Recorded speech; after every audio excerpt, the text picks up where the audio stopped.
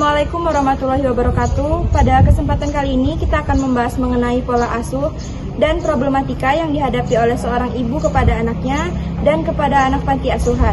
Seperti yang kita ketahui bahwa pola asuh itu berkaitan dengan pembentukan karakter seorang anak serta kepribadian anak ke depannya. Peran orang tua sangat mempengaruhi tingkah laku anak. Baiklah, selanjutnya langsung saja kita wawancarai salah satu pengurus panti asuhan Putri Aisyah Yogyakarta.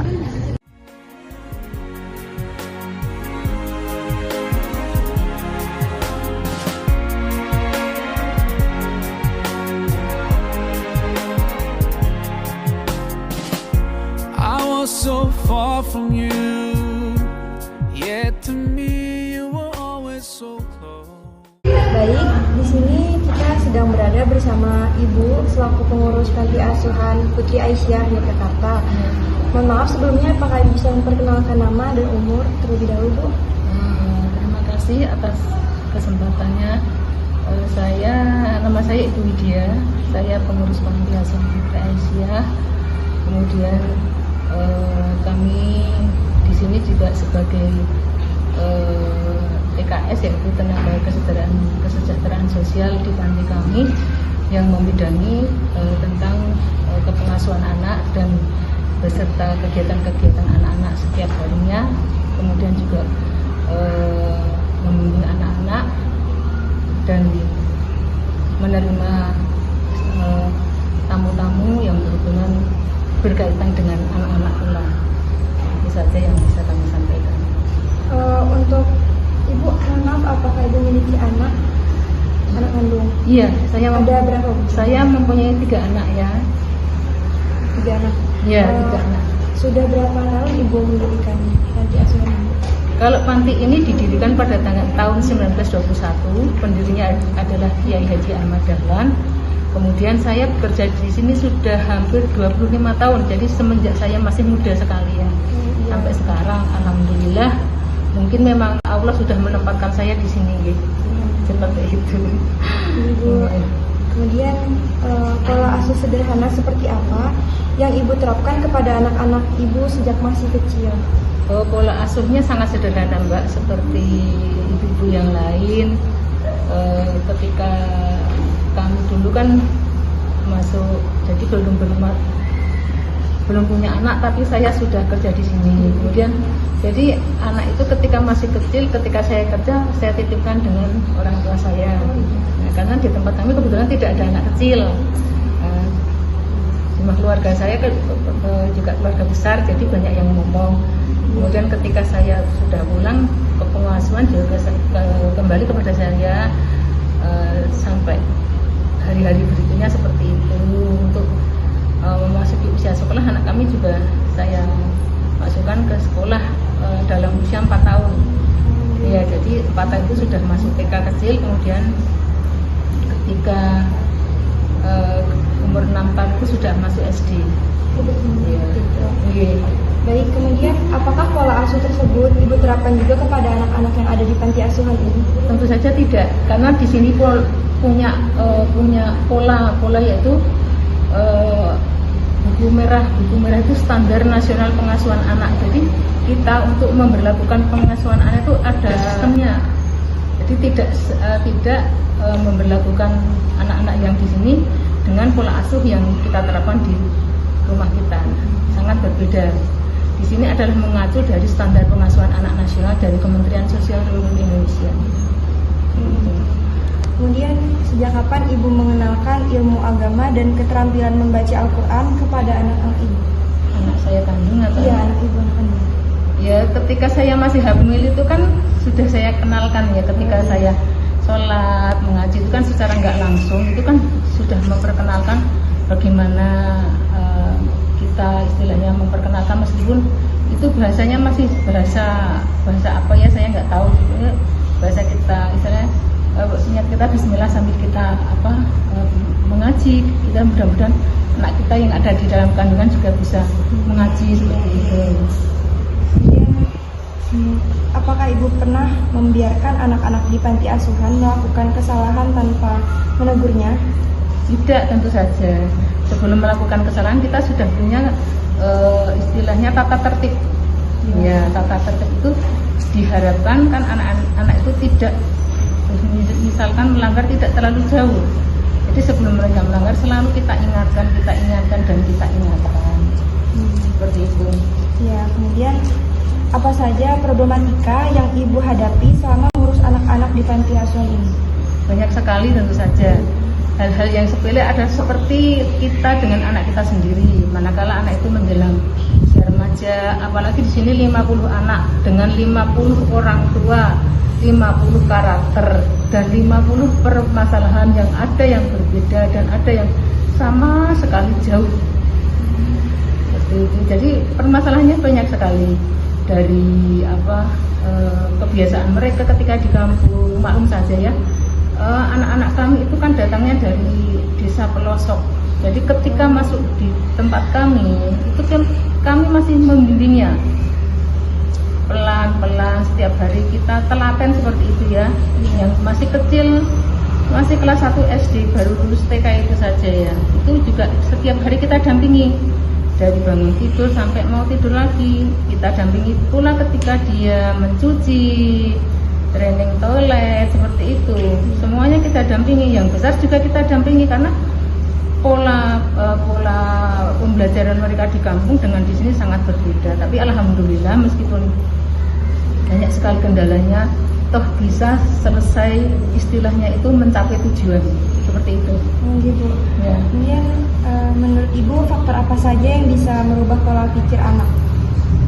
Yaitu ketika nanti kita pakai training seperti itu, training kemudian ada pengajian pembukaan, kemudian juga kita setiap hari itu kan ada pendampingan, seperti ada pendampingan di sekolah juga di sini, terus setiap sore juga ada pengajian, ada tahfidz, itu otomatis dengan seperti itu anak-anak itu sedikit demi sedikit akan berubah.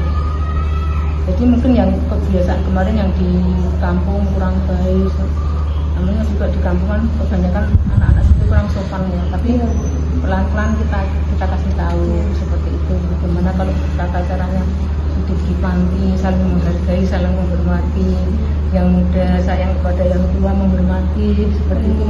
Ya begitu juga yang tua juga istilahnya merangkul semua anak-anaknya yang ada di panti tanpa membeda-bedakan, seperti itu. Itu memang bukan suatu pekerjaan yang mudah ya, tapi kita selalu berusaha yang terbaik ya.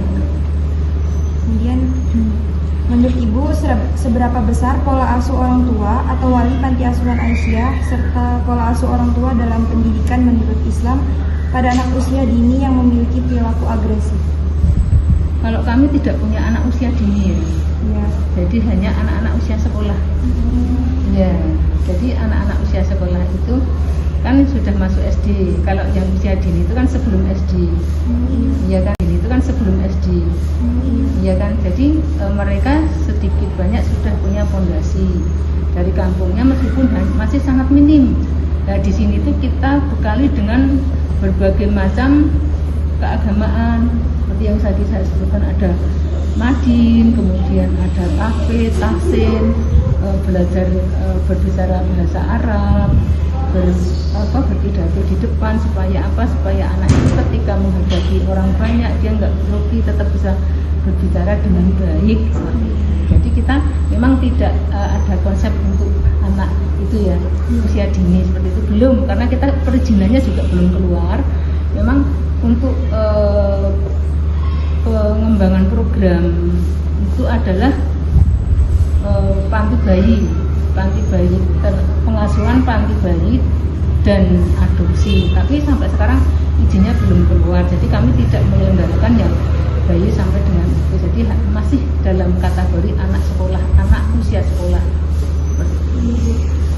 Kemudian apakah ibu pernah memaksa anak panti melakukan hal yang ibu inginkan dan tidak diinginkan anak tersebut? Kalau memaksa tidak, kami hanya meluruskan, mendampingi anak supaya ketika anak itu tidak mengerjakan PR, tidak mau masuk G-School. Padahal itu adalah peraturan dari sekolah. Ketika anak itu tidak menyelesaikan pekerjaannya dengan baik, maka kamilah yang akan ditegur oleh wali kelasnya. Dan kemudian kebetulan di tempat kami itu saya yang menjadi wali anak-anak ya. Jadi kalau anak kami yang namanya ini di kelas 7H, kelas 7F itu ada yang kurang, mesti dari wali kelas mereka itu menghubungi saya, Bu, ini putranya yang namanya ini disuruh masuk G-School jam sekian untuk pembelajaran seperti ini. Kalau anaknya itu nggak mau, ya saya cari meskipun dia baru mandi, ya saya ketuk-ketuk mandian, ya bentar lagi sudah G-School, ayo di depan. Saya memang memaksa karena itu sebenarnya tidak mau, tapi ini kalau kamu nggak mau, kamu besok nggak lulus, nggak mencapai KKM, terus piye sama itu. Ya memang kami dampingi, saya suruh mengerjakan di depan. Kalau di depan itu bisa kami awasi, kalau di belakang kan mereka nggak tahu tenanan pora kayak gitu. Kemudian, apakah Ibu pernah memberikan kesempatan kepada anak panti dalam segala hal yang dilakukan? Kesempatan tentu saja ada, tapi kesempatan yang baik-baik saja Mbak. Ya.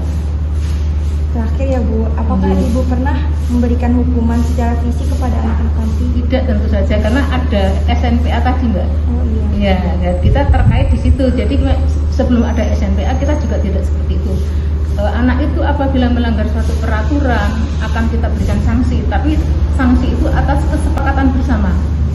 Jadi anak itu maunya apa, sanggupnya apa, seberat apapun ya nanti meskipun hukuman itu seberat apapun, sanksi yang ia lakukan adalah sudah kesepakatan kami dengan anak. Jadi misalkan menghafal 1 juz dalam 5 hari misalkan, seperti itu. Maunya dia bersih-bersih semua lingkungan panti selama 1 minggu, ya udah kita dia menulis surat itu, terus tanda tangan, sudah kesepakatan dijalankan. Setiap dia menjalankan tugas itu, maka harus ada saksi. Nah, situ ya tanda tangan, seperti itu. Ibu. Iya. Mungkin itu saja yang dapat kita tanyakan mengenai pola asuh dan problematika yang ada di sini. Terima kasih Ibu. Sama-sama, semoga ilmunya bermanfaat. Amin. Itu sebenarnya banyak sekali. Tapi alhamdulillah kita bisa melewati dan menyelesaikan dengan baik. Di antaranya tahun berapa ya, 2019 kali itu kita menerima rujukan dari daerah Tangerang. Itu rujukan dari kebetulan langsung dari Kak Seto itu bahwa ada seorang anak usia masuk SMA yaitu itu ditelantarkan oleh kedua orang tuanya. Kemudian kita terima, tapi ternyata setelah di sini itu anaknya satu, sebenarnya anaknya baik, cuma dia itu maunya itu mendapat perhatian yang khusus, yang berlebihan gitu. Jadi kami kan tidak mampu memberikan perhatian yang lebih karena kami 1 orang, waktu itu kan siswanya masih 57 ya.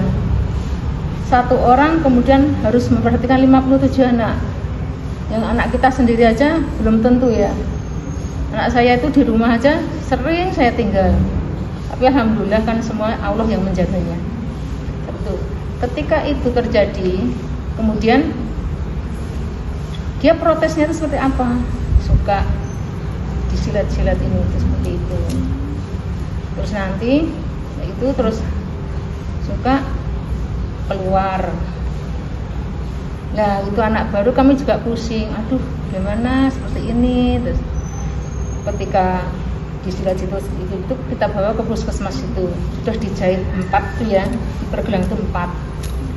Terus puskesmas dibawa sini, terus kemudian malamnya baru siang itu dijahit, malamnya tuh dia berulah lagi. Aduh, terus laporan, terus udah anak-anak sini Bu ini ya udah bawa ke rumah sakit PKU. Sudah dibawa ke rumah sakit PKU. Terus di sana juga dicek secara psikologisnya. Kemudian ternyata anak tersebut ada sesuatu gitu. Terus dirujuk ke rumah sakit Jiwa Surojo di Magelang. Di sana saya pun ikut ke sana. Di PKU itu 2 minggu. 2 minggu terus dirujuk ke rumah sakit RSJ Magelang itu. Di sana pun hampir 1 bulan. ternyata anak itu punya kelainan. Gitu. Dia bisa sembuh, dia akhirnya terapi di rumah sakit itu juga sampai sembuh, sudah sembuh. Terus kemudian kami mencari ini ya untuk mencarikan panti yang sesuai dengan kebutuhannya. Kalau di panti ini kan bukan panti untuk rehabilitasi, tapi kan semua untuk panti anak-anak sekolah. Kemudian saya dibantu dengan beberapa pekerja sosial dari Dinas Sosial Kota itu untuk mencarikan dia panti yang sesuai dengan kebutuhannya, yaitu waktu itu di Panti Asuhan Hafara di daerah Bantul itu. Dia masuk di situ dan sesudah di situ dia terapi setiap hari, kemudian sudah sembuh, dia dipindah ke panti yang lain, dirujuk lagi. Akhirnya ke Panti Asuhan Muhammadiyah Abdul Alim Imogiri. Nah, terminasinya dia di situ. Jadi fase-fasenya kesulitan di tempat kami itu. Seperti itu, tapi alhamdulillah anaknya sudah berhasil dengan baik, sudah tidak ada macam-macam lagi. Kemudian yang ada lagi yang ketika anak itu bayi usia 3 hari. Kemudian itu kemarin kami terima pada waktu itu selang usia 1 tahun banyak masalah karena yang pertama kan di tempat kami belum ada izin operasionalnya belum ada. Terus itu menjadi kasus antara Dinas Sosial Kabupaten dan Kota, yaitu Dinas Sosial Kota, kemudian dari Dinas Sosial DIY, kenapa belum ada izin sudah beroperasi. Sebenarnya kami ingin belajar, tapi ternyata tidak diizinkan. Yang namanya orang pintar itu harus belajar dulu, nggak ada orang pintar kok langsung lahir pintar melayu jadi pilot, nggak ada. Dia itu harus nangis kekejer kayak gitu, nggak ditetoh, didorong semua seperti itu. Tapi ternyata kita nggak diizinkan. Kita berjuang bagaimana bisa mendapatkan SK untuk perizinan anak bayi terlantar dan adopsi itu. Kita masih berjuang sampai sekarang. Jadi yang kemarin itu tidak diizinkan, sekarang diizinkan. Yang kemarin itu bayi usia 3 hari itu kami terima. Kemudian dalam usia 18 bulan itu kita kembalikan pada keluarga inti. Karena ternyata setelah kami dekati keluarga intinya mau menerima anak itu kembali. Seperti itu. Jadi selang beberapa tahun terus kita mengurus seperti itu, sekarang sudah diizinkan meskipun belum ada surat perizinan operasional, masih dalam taraf pembelajaran seperti itu.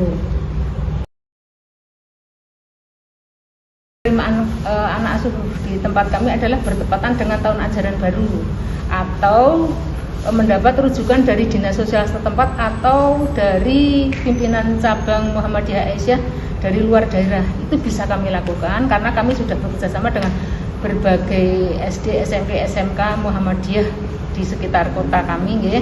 Kemudian batasan itu tentu saja ada ya. Itu sampai dengan lulus SMK. Ya, sesudah lulus SMK, anak akan kita terminasi, yaitu kita kembalikan pada keluarga besar atau keluarga inti atau pada yang telah menitipkan di tempat kami dulu, yaitu pimpinan Muhammadiyah atau ranting Aisyah setempat. Namun apabila anak tersebut adalah berprestasi, terutama dalam budi pekerti, itu bisa melanjutkan ke perguruan yang lebih tinggi, yaitu di UMY, UAD, UNISA, kemudian di UNY, itu bisa seperti itu. Jadi memang ada batasnya, tapi bagi yang berprestasi diizinkan, diberikan kesempatan untuk melanjutkan ke perguruan tinggi seperti itu. You brought me home. I thank you with every breath I take. Alhamdulillah, Alhamdulillah. All praises to Allah, all praises to Allah. Alhamdulillah, Alhamdulillah. All praises to Allah, all praises to Allah. I never thought about all the things you have given to me. I never think